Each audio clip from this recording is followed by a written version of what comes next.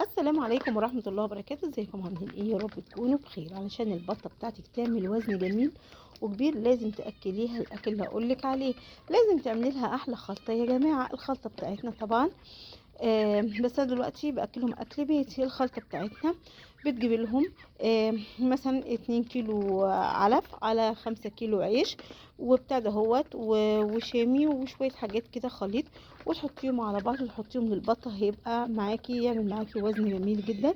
بسم الله ما شاء الله. الوصفه بتاعتنا دي بتبقى سهله وجميله جدا جدا. شايفين؟ بسم الله ما شاء الله، الله اكبر. بياكل فيها اكتر حاجه، وطبعا اكتر حاجه بترمي لحم البطه اللي هو العلف يا جماعه. شايفين؟ بسم الله ما شاء الله.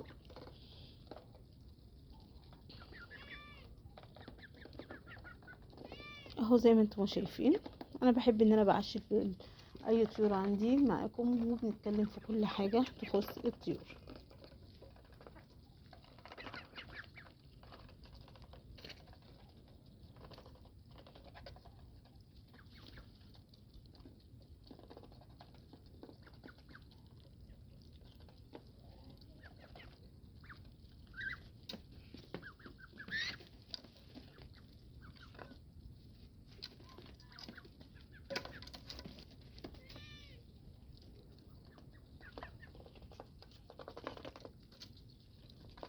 اهو يا حبايبي، شايفين؟ بسم الله ما شاء الله.